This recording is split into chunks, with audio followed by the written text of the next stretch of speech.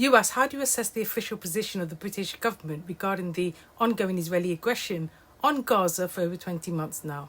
Well, for over 20 months, the people of Gaza have endured relentless aggression. They have lived through nights without end, dreams without hope, and days without dignity. Britain has been complicit in Gaza's unending nightmare. As of today, the death toll stands at over 55,000 Palestinians killed and more than 127,000 wounded.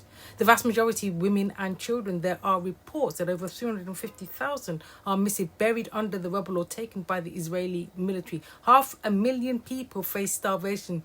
Children are dying of thirst. Hospitals are being bombed into silence. Ambulances can no longer run. The population is being squeezed into less than 20% of the territory, with food, fuel and medicine blockaded. Britain does more than watch. Britain arms, Britain funds, Britain enables. The British government is not a bystander, it is a co-conspirator. Since 2015, the UK has licensed over 470 million worth of arms to Israel. Since October 2024, the UK has approved over 160 million in arms exports to Israel in just 3 months, more than the previous government did in 4 years. Military aircraft, targeting equipment, explosives, British made, British approved, British supplied.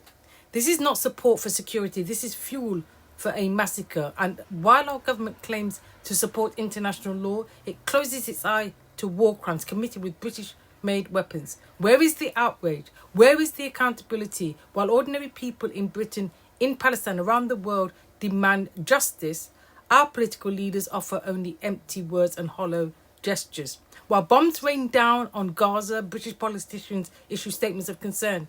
Yes, they call for ceasefire. Yes, they suspend trade talks. Yes, they impose token sanctions on a handful of Israeli officials. But weapons, the arms keep flowing, the money keeps moving, the machinery of death keeps turning, with Britain's fingerprints all over it. They speak of peace while selling weapons. They preach human rights while funding oppression. They say they stand with Israel, thus they stand on the graves of Palestinian children. They say they support a two-state solution, yet bankroll the destruction of one. They say they believe in justice but profit from injustice. The hypocrisy is breathtaking. The British government condemns egregious actions and morally unjustifiable offensive. It warns Israel against ethnic cleansing and forced displacement, yet it continues to license the very weapons used to commit these crimes. This is not diplomacy. This is not balance. This is not peacekeeping. This is complicity.